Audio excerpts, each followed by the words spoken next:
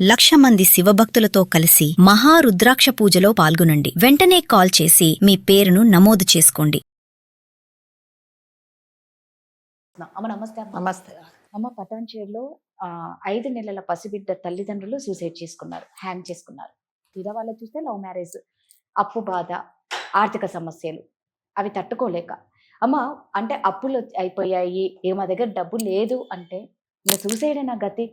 ఇంకో పని చేసుకోవచ్చు, ఇంకా ఆల్టర్ అంటే మనకు ఆరోగ్యం ఆ భగవంతుడు ఇచ్చినప్పుడు ఒక పనైనా చేసుకోవచ్చు, ఇంకో 2 పనులు చేసుకోనైనా ఆ 5 నెలల పసిబిడ్డ కోసమైనా వీళ్ళ ఇద్దరు ఆలోచించాల్సింది. ఇద్దరు కలిసి పని చేసుకొని మరి ఏమో వాళ్ళ సమస్యలు కానీ అంటే బతకాలన్న తపనతో మనం చెప్తున్నాం. కానీ అసలు ఏంటమ్మా ఇంకా చావే పరిష్కారమా?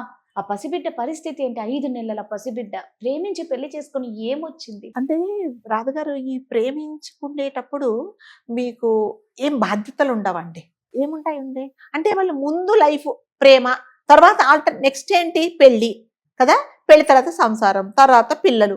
మరి ఈ స్టేజెస్ అన్నిటికీ నేను రావాలి అంటే ఫైనాన్షియల్ గా నా దగ్గర నేను నా భార్యను పోషించుకోగలనా, రేపొద్దున పిల్లలు పుడితే ఆ పిల్లల్ని చూసుకోగలనా అనేది మీరు పెళ్లి చేసుకోక ముందే మీకు ఆ ఆలోచన అనేది ఉండాలి. మీరు ప్రేమించుకుంటారు, ఇవాళ ఇప్పట్లో ఏంటుందండి, 4 రోజుల పరిచయంలో పెళ్లి చేసేసుకుంటారు. పెళ్లి చేసుకున్న తర్వాత కొన్ని రోజులు బాగానే ఉంటారు. దాని తర్వాత కదా మీకు సంసారం అంటే అదే కదా. అప్పుడు మీకు సరే పిల్లలు మళ్ళీ కన్సీవ్ అవుతారు, పిల్లలు పుడతారు. మీ ఇద్దరికే పోషించుకుంటే దానికి లేదు. సో ఆ పిల్లల్ని చూసుకోవాలంటే కష్టం. సో దానివల్ల ఏం చేస్తున్నారంటే అప్పులు చేస్తున్నారు. అంటే అప్పులు చేసినప్పుడు ఎలా ఉంటదంటే రాజుగారు, అప్పులు ఇచ్చినప్పుడు బాగానే ఉంటది, ఆ రోజు మనం తెచ్చుకుంటాం, ఖర్చు పెట్టుకుంటాం. దాని తర్వాత నెక్స్ట్ డే 2 రోజుల తర్వాత అప్పుల వాళ్ళు అడుగుతారు చూడండి, మీకు ఇన్కమ్ సోర్స్ లేదు, అప్పుల వాళ్ళు అడుగుతున్నారు, ప్రతిరోజు టెన్షన్.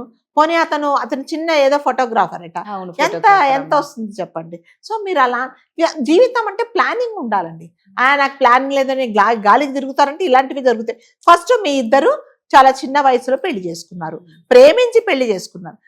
అంటే ప్రేమించి పెళ్లి చేసుకున్నారు అని మనం ఎందుకు హైలైట్ చేస్తున్నాం అంటే, ప్రేమ పెళ్లిలకు చాలా మటుకు ఎవ్వరు సరే చేసుకోపో సరే అని అనే ఇంకా మన అంత స్థాయికి మనము రాలేదు. కొన్ని ఫ్యామిలీస్ ఇంకా ఒప్పుకోవట్లేదు. మరి అలాంటప్పుడు ఏం చేసి ఒక ఛాలెంజ్ తీసుకున్నారు. ఏంటి, నీ కోసం నేను, నా కోసం నువ్వు, సరే ఏదైనా సరే మనం పెద్దవాళ్ళని ఎదిరించి మీరు పెళ్లి చేసుకున్నప్పుడు అదే ధైర్యంతో మీరు ఈ సవాళ్ళని ఎదుర్కోవాలి. మీకు అంత ధైర్యం లేనప్పుడు అసలు పిల్లల కోసం మీరు ప్లాన్ చేసుకోవాలి కదా.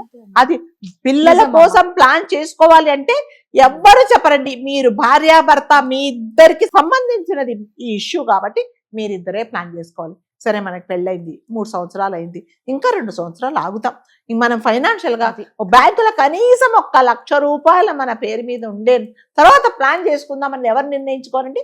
భార్యాభర్త మీరిద్దరే. చుట్టుపక్కల వాళ్ళు చాలా చెప్తారండి, ఏంట్రా పెళ్ళయి 2 సంవత్సరాలు పిల్లలు ఇంకా కనలేదంటే అది మీ సమస్య కాదు, అది మా సమస్య. అలా మీరు ఆలోచించుకొని ఉంటే ఇవాళ మీరు సూసైడ్ వరకు వచ్చేవాళ్ళు. ప్రేమించుకోవడానికి మీకు తొందరే, పెళ్లి చేసుకోవడానికి తొందరే, పెద్దలను ఎదిరించి బయటికి రావడానికి తొందరే, పిల్లల్ని కనడానికి తొందరే కాదు, అన్నిటికీ తొందరే.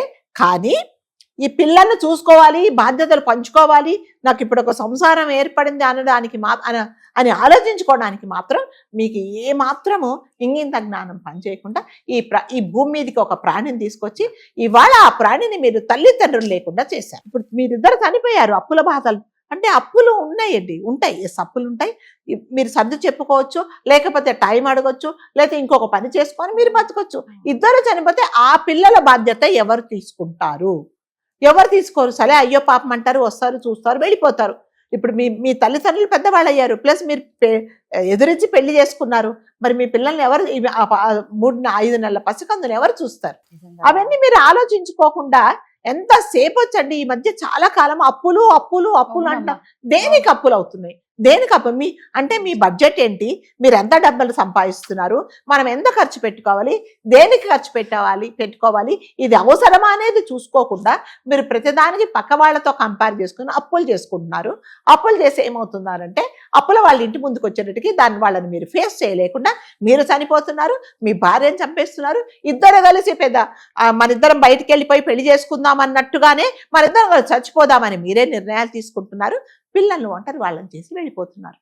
ఆ పిల్లల బాధ్యత ఇప్పుడు ఎవరు తీసుకోవాలి? సో కాబట్టి పెళ్ళిళ్ళు చేసుకున్నప్పుడు మీరు పిల్లల కోసం మీరు ప్లాన్ చేసుకుంటే ముందు ఫస్ట్ మీ ఫైనాన్షియల్ గా రేపు పొద్దున పిల్లలు మనకు పుడితే మనం వాళ్ళని చూసుకోగలమా అనేది మీరు చూసుకోండి.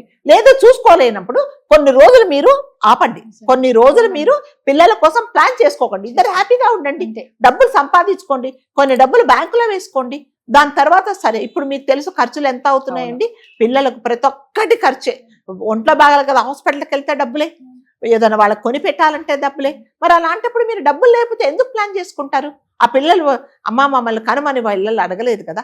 అందుకనే చాలా మంది అంటే మనం చాలా అఫెన్స్ చేస్తున్నాం. పిల్లలు ఈ కాలంలో పిల్లలు మమ్మల్ని ఎందుకు కన్నావు అని అడుగుతున్నారు అంటే ఎస్, ఎందుకు అడుగుతున్నారంటే ఈ కాలంలో మరి మీరు మమ్మల్ని చూసుకోలేను అన్నప్పుడు మీరు ఎందుకు ప్లాన్ చేసుకున్నారని ప్రశ్నిస్తున్నారు వాళ్ళు. ఇప్పుడు మీరు మమ్మల్ని చదివించలేరు, మాకు కావలసిన బట్టలు కొనియలేరు, మరి ఏమీ లేనప్పుడు మీరిద్దరే బతకాల్సింది కదా, నన్ను ఎందుకు ఈ భూమి మీదకి తీసుకొస్తున్నామని కొంతమంది పిల్లలు అడగడానికి కొన్ని విషయాలలో కొన్ని సందర్భాల్లో అది కరెక్టేనే అనిపిస్తుంది. అందరూ చదువుకుంటున్నారు, నన్ను స్కూల్కి పంపట్లేదు, నన్ను పనికి పంపిస్తున్నావు, ఎందుకు అసలు నన్ను ఎందుకు అన్నావు అని అడుగుతున్నారు పిల్లలు. అది కరెక్టే కదా. స్తోమత లేనప్పుడు అసలు కొంతమంది నిజంగా వాళ్ళ స్తోమతకు మించి పిల్లల్ని కంటారు. ఒకరు ఇద్దరు, కడుపులో ఒకరుంటారు, చేతిలో ఒకరుంటారు, చేయి పట్టుకొని ఒకటి చంకలో ఒకరుంటారు. మరి ఆ ముగ్గురు పిల్లలను నువ్వు చూసుకుంటావా? చూసుకోవు. పాల కోసం పాల బాటిల్ పాల కోసం అడుక్కుంటావు. ఎవరిని ఈ భూమి మీదకి తీసుకొస్తే వాళ్ళు ఏం చేస్తారు చెప్పండి. అందుకే చాలా మంది పిల్లలు అడుగుతున్నారట, ఎందుకమ్మా మమ్మల్ని కన్నావు అని.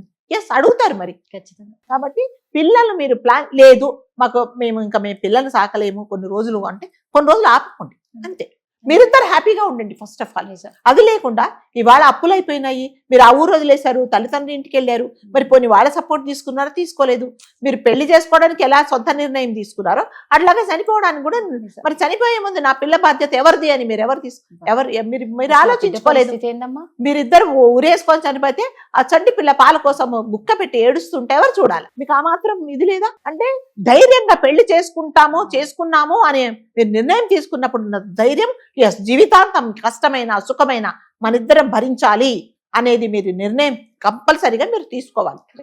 లేకపోతే మాత్రం చాలా కష్టం అండి. అసలు నిజంగా ఆర్థిక పరంగా మనం సెటిల్ అయిపోతేనే పిల్లల గురించి ఆలోచించాలి. అట్లీస్ట్ వాళ్ళని పోషించేంత శక్తి అన్నా ఉండాలి. ధైర్యం లేకుండా అప్పులు ఉన్నాయి, ఇబ్బందులు ఉన్నాయి అని మీరు చనిపోతే పిల్లల పరిస్థితి, పిల్లల్ని కూడా చంపేస్తారు బాబోయ్. అసలు అదే అందుకని అడుగుతున్నారండి చాలా మటుకు. చాలా మంది పిల్లలు మమ్మల్ని ఎందుకు కన్నావు, మమ్మల్ని చదివించలేనప్పుడు, మాకు మీరు అన్నం పెట్టలేనప్పుడు, మాకు కనీసం 2 జతల బట్టలు కొనలేనప్పుడు మమ్మల్ని తీసుకురమ్మని మేము అడిగామా అని అడుగుతున్నారు.